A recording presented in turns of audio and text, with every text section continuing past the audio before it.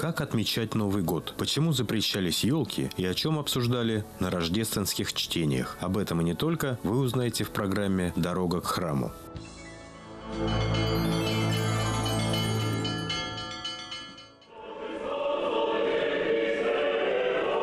Приближается великий и светлый праздник – Рождество Христово, в преддверии которого мы постимся, молимся и всячески готовимся к достойной его встрече. Рождественский пост настраивает нас на более внимательное отношение к празднику Рождества Христова. Пост – это период, когда мы больше времени уделяем духовному содержанию своей жизни, чаще читаем духовные книги, посещаем богослужения, исповедуемся и причащаемся. Но в то же время христианину очень трудно настроить себя на внимательное переживание этого праздника.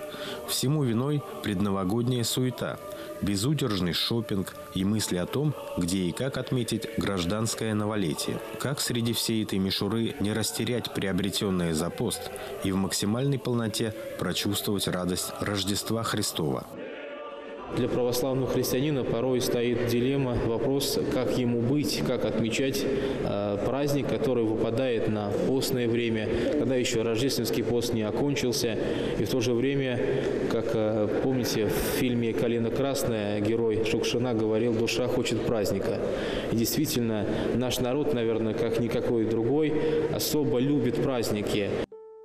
Чтобы понять, отчего в современной России празднование Нового года возведено в культ и почему для людей этот праздник стал чуть ли не самым главным праздником года, необходимо сделать небольшой исторический экскурс. До Петра I и церковный, и гражданский календари в России начинались с 1 сентября. Церковь и сейчас начинает церковный годичный круг с сентября. Петр постановил отмечать Новый год с 1 января, на западный манер. Новый год был праздником светским и приходился на святки, дни после Рождества Христова. И поэтому не было никакого греха в череде святочных дней отмечать и новолетие, вкушая скоромную пищу и вино. После революции 1917 года была проведена еще одна календарная реформа. Вместо юлианского был принят григорианский календарь. Так что празднование Нового года стало выпадать на конец рождественского поста. Поэтому возникла проблема для людей, соблюдающих духовные традиции. Как праздновать Новый год и праздновать ли его вообще? Мы должны понимать, что это тоже праздник и верующего человека. По православному мы оцениваем то, как прожили этот год, чего добились, чего достигли, что у нас не получилось, наверное, как и многие другие люди. Но еще при этом мы оцениваем и свою духовную жизнь, свою духовную работу, ту борьбу со страстями, которую мы ежедневно ведем. И, конечно же, Новый год – это новое время, новый этап определенных, скажем так, совершенствований нашей духовной жизни. Поэтому православному не лишним будет начать его с молитвы. Разумеется, если кто-то отмечает этот праздник, и он является приверженцем православной церкви, тем не менее, этот человек старается быть верным своей совести, не согрешать, не предаваться пьянству, разумеется. Пьянство – это грех. Церковь всегда осуждала распитие, чрезмерное употребление спиртного и все, что этому сопутствует. Апостол Павел так и говорит: «Не упивайтесь вином, в нем же есть блуд». То есть, действительно, от чрезмерного пьянства проистекают и другие грехи. Одна страсть, один грех рождает другие, еще более серьезные, более страшные, порой даже имеющие необратимые последствия для человека. Поэтому очень важно быть по-христиански мудрым, благоразумным человеком. И праздники тоже отмечать достойно, дабы не потерять свое человеческое христианское лицо. Быть честным самим собой, своей совестью и с Господом Богом. На собственной совести это и есть голос Божий в душе человека. Все ограничения, которые верующий человек накладывает на себя добровольно, гастрономический пост, отказ от развлечений, нужны не как самоцель, не как своеобразное аскетическое упражнение, а как подготовка к великому празднику – Рождеству Христову. Мы постимся, чтобы войти в этот день чистыми, свободными от суеты и всего, что вредит нашей душе. Для православного христианина праздник – это радость о Духе Святом. Это праздник, который происходит в мире его сердца, в мире с окружающими, в спокойствии в некотором. Это та радость, которая сердечная. Она не внешняя, она не напускная, она искренняя и настоящая. И поэтому я думаю, когда часто люди спрашивают: батюшка, а как вот быть, как отмечать Новый год, как нам, православным, не согрешить? Ответ всегда один. У нас есть совесть, она нам подсказывает, и я думаю, каждый человек, даже придя за благословением священника, отмечать, не отмечать Новый год, порой руководствуясь этим, наперед уже знает ответ на этот вопрос. Его совесть ему уже подсказывает, что можно ему, а что нельзя, как верующему христианину. И опять-таки же это не ограничение его свободы, это, наоборот, возможность ему удержать свою свободную же волю, самому же себе в узде, суметь превозмочь все эти искушения, восстающие на него, и действительно проявить стойкость и мужество христианское. Ведь христианин – это воин Христов. И поэтому никакой грех и соблазн не должны оказывать никакой власти на человека. Новый год – это семейный праздник. В наше время, когда жизни людей так разобщены, это очень хорошая возможность собраться вместе с близкими сердцу людьми. А как совместить два праздника, церковный и светский, в семьях, где есть дети, которые ждут Нового года, елки и подарков с гораздо большим нетерпением, чем взрослые, и которым будет трудно понять, если родители категорично скажут «нет» празднованию Нового года? Лучше договориться с ребенком о том, что он в пост, например, будет есть меньше сладкого и не будет смотреть телевизор. Такое ограничение станет гораздо большим подвигом для малыша и будет иметь более глубокий смысл, чем, например, отказ от молока. Если есть какая-то традиция в семье соблюдать этот праздник, отмечать, можно так вот за компанию чуть-чуть посидеть и уйти заниматься своими делами.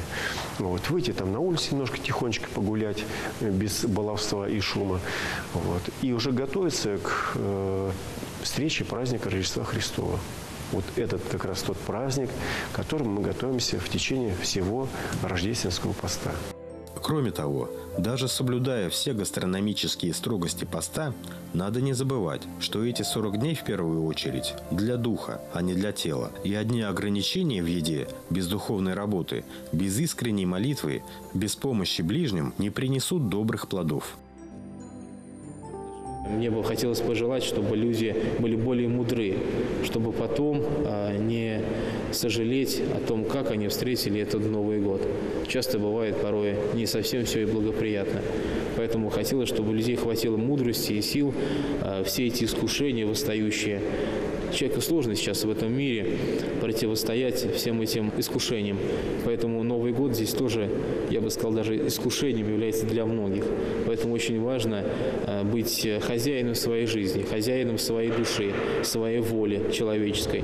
Не проявлять слабость, быть сильным, стойким, мужественным, независимо от этих внешних факторов.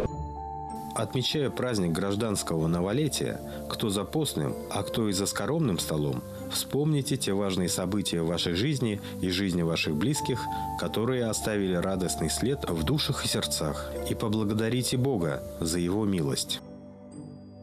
Православные христиане, верующие люди прекрасно понимают, что не лишним будет в этот день посетить храм Божий и спросить благословения Господа на наступающий Новый год, попросить сил, помощи прожить и его достойно. Поэтому у нас ежегодно во всех храмах Православной Церкви совершаются новогодние молебны и 31 декабря, как правило, и 1 января. То есть Церковь всегда вместе со всей страной, с народом отмечает Новый год. Не в празднике грех, а в том, как праздновать. И если в новогоднюю ночь вы помолитесь, постараетесь простить всех и ни на кого не держать зла, то смело можно и за праздничный стол сесть, и с Новым годом поздравить, и постные салатики покушать. Видя радостные наши лица, и Господь возрадуется. Удивительно, но в 1920 году случилось такое обстоятельство, событие, что елки были отменены. Если сейчас атрибутом праздника Нового года и Рождества является елка, пусть она сейчас называется чаще новогодней, чем рождественская, а всегда она была рождественская елка, и тем не менее мы должны понимать, что до 1935 года запрещено было официально ставить елку на Новый год, на Рождество. Это все было связано с тем, что религиозные праздники не отмечались в нашей стране. И поэтому, конечно же, когда в 1935 году люди, которые помнят Новый год того времени, они с особой радостью вспоминают, что вот вновь появились елки. И это, конечно, было особым праздником. Сейчас, что удивительно, и такое размышление всегда посещает меня, часто люди говорят, а может быть, поменялся опять стиль, и люди отмечали бы Новый год, как вот сейчас старый Новый год некоторые отмечают, не отдавая должного Нового года по новому стилю. На мой взгляд, все устроено весьма премудро получилось. Ведь тот разрыв общества от церкви, человека от Бога, от религии, он до сих пор не уврачеван. Поэтому многие люди не понимают истинного почитания праздников, будь то церковных или светских, не дают им должного отношения. И поэтому сейчас, когда разделены и Рождество, и Новый год, то, скажем так, вот тот грех, то безобразие, которое порой происходит, сопутствует и сопровождает эти праздники, они проходят вне светлого праздника Рождества Христова. И мы, верующие православные христиане, а с нами и весь православный мир, отмечает этот праздник уже действительно в спокойствии, в тихом состоянии духа, безмятежии, молитве, как некогда пастухи, которые было возвещено о рождении Спасителя ангелами, увидели, как ангелы воспевают на небе, которое было озарено светом, воспевали песнь хвалебную Господу Иисусу Христу, родившемуся в Вифлееме иудейском, слава Вышней Богу и на земле мир, в человецах благоволение. И вот, пожалуй, действительно, эти слова, этот праздник стоит очень дорогого для сердца верующего христианина, и никакой Новый год с его голубыми огоньками, всевозможными шоу новогодними, выпивкой, разгульным весельем, фейерверками не заменит радости сердца верующего человека от встречи Христа, Бога-младенца, рождающегося в Вифлееме.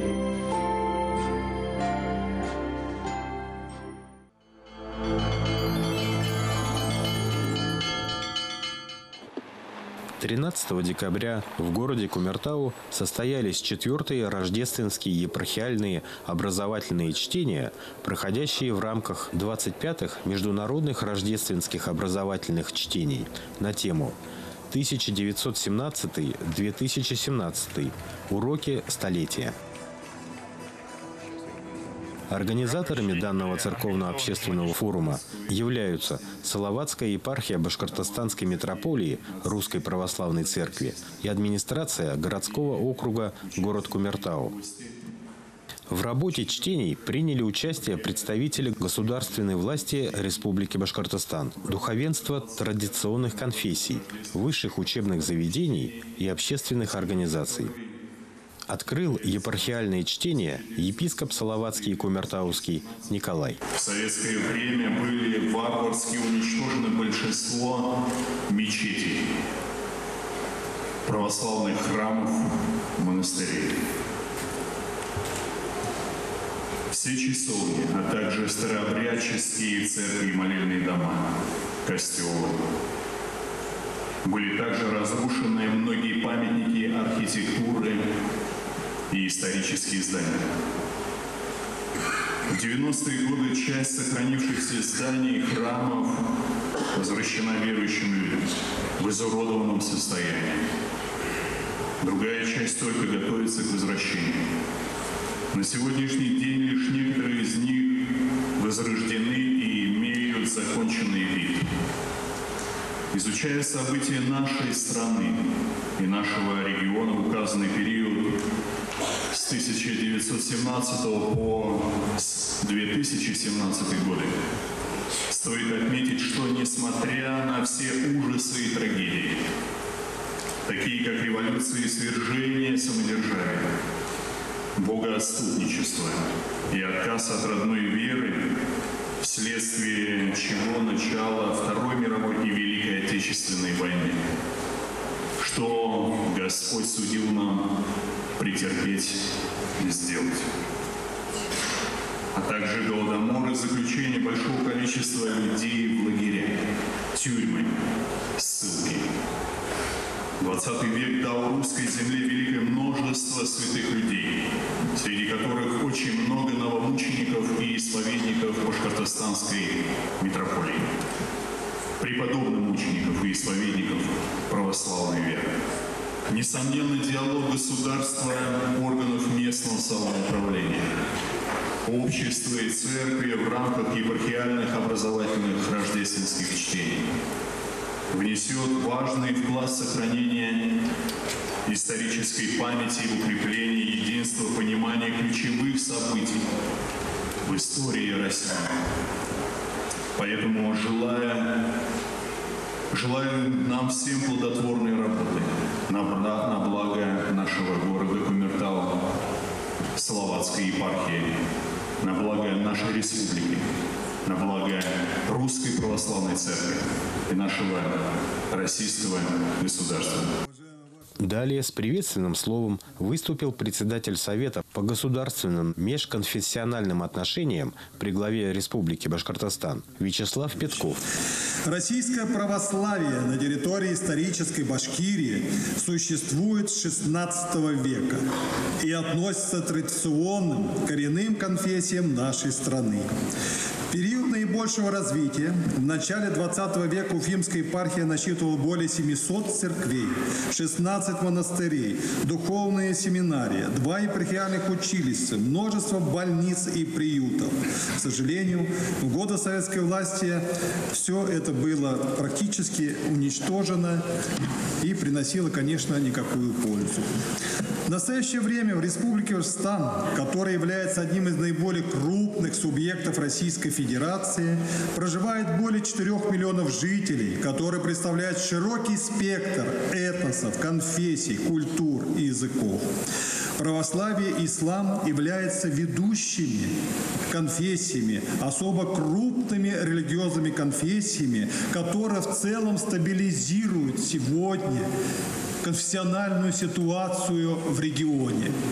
И, конечно, сегодня республика – это уникальнейший субъект. Это практически тот идеал существования субъекта, где на высочайшем уровне развиты государственно-конфессиональные отношения.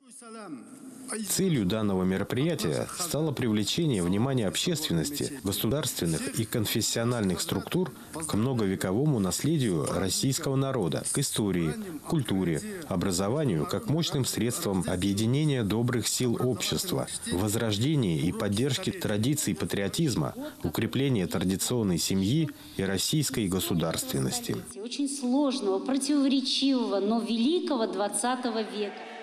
Далее церемония открытия продолжилась театрализованным представлением, листая страницы книги жизни «Родины», на котором были представлены важнейшие моменты развития нашей страны за последние столетия.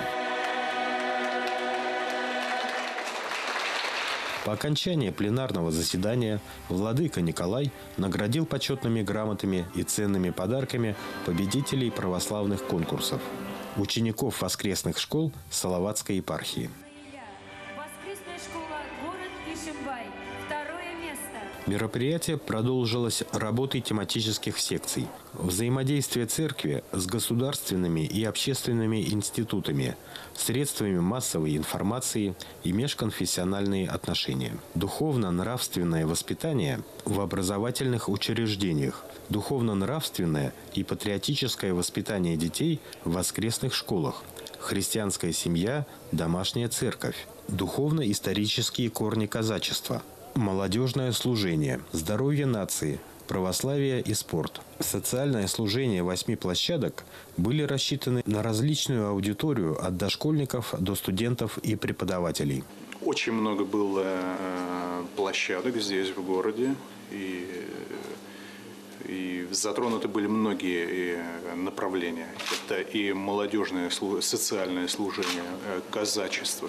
И сегодняшняя тема, как никогда актуальна в преддверии которой мы находимся, это столетие со дня тех революционных волнений, о которых мы знаем из книг. Это 1917 год, столетие, 1 век, из которого мы должны извлечь положительные или отрицательные стороны. И на многих площадках сегодня в городе поднимались, конечно же, в первую очередь те события, революционные волнения и за годы этого столетия, одного века, что было пройдено Русской Православной Церковью, что Господь судил испытать и сделать. В ходе работы секций были проведены круглые столы. То, что дети хотят уехать, не оставаться в родных городах, виноваты в этом родители, так скажем, назовем, да, вся эта проблема идет, да, с начала 90-х годов. Потому что родители детей этой возрастной группы, да и сами родители 35 лет, да, это дети 90-х, тогда, когда начала пропагандироваться в нашей стране хорошая и красивая жизнь. Да? Бери от жизни все, живи большими глотками и так далее и тому подобное. Конечно, да, в советском строе, в советской идеологии были перекосы, были ошибки, но и, скажем так, были очень хорошие вещи, которые нам можно было бы взять на вооружение. Либеральная общественность сейчас категорически, скажем так, ненавидит слово пропаганда. Да? Но почему бы нам не воспользоваться тема круглого стола, да, решения главной проблемы в соработничестве церкви, общества? Почему бы не заняться, скажем так, банально той же самой пропагандой?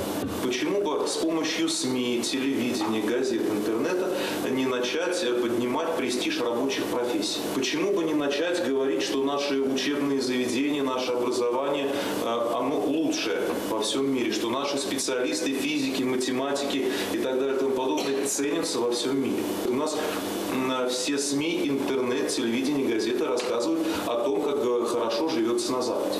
Везде надо объяснять детям, как бы ни казалось, что там хорошо, здесь вам должно быть лучше. И, скажем так, каждый из нас должен на месте этим заниматься, это объяснять.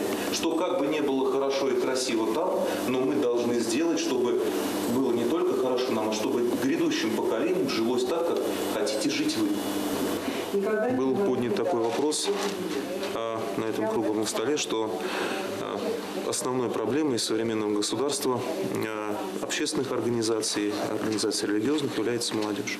В том плане, что молодежь у нас, скажем так, если в кавычках сказать, потеряна, да, потому что потеряны основные моральные, нравственные принципы. И молодежь, как мы говорили на этом круглом столе, думает лишь о том, как зарабатывать себе на жизнь. Да? Как говорится в той поговорке, жизнь уходила на то, чтобы на нее зарабатывать. Поднимался вопрос того, как решать эту проблему с помощью СМИ, с помощью администрации, с помощью школы.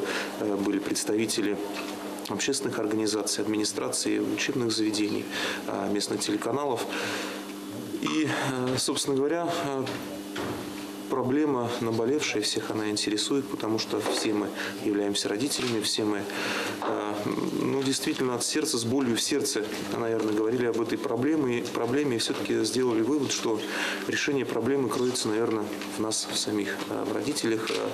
Резюме было, что мы должны начинать в первую очередь, конечно, с себя, но и совместные действия должны быть таковы, что мы должны возрождать духовную основу в нашем государстве. Кто-то назовет это идеологией, кто-то это назовет духовные ценности, но как бы это ни было, возрождать, как я бы, как представитель церкви сказал, возрождать духовность, духовные основы, духовные корни в нашей государственной политике или идеологии обязательно необходимо делать. Это нужно вместе всем и общественным организациям, и государственным органам, и образованию, и церкви. По окончании работ секций были подведены итоги 4-х рождественских и епархиальных образовательных чтений, а также состоялась торжественная церемония награждения почетных гостей за неоценимый вклад и развитие межконфессиональных отношений и участников, модераторов и организаторов мероприятия. Я хотел бы отметить, что это впервые проходит в городе Кумертау. Мы не стали зацикливаться и останавливаться на главном городе епархии. это город Салавата. То есть в последующие все годы мы будем менять площадок наших епархиальных образовательных рождественских чтений, которые пройдут во многих других городах епархии. Это юга Башкортостанской метрополии и Республики Башкортостан. Это города Мелеуз, Ишимбай, и также Салават и Кумертау. Каждый участник 4-х епархиальных образовательных чтений извлек свой урок. Урок истории столетия, веры и правды. Спасибо.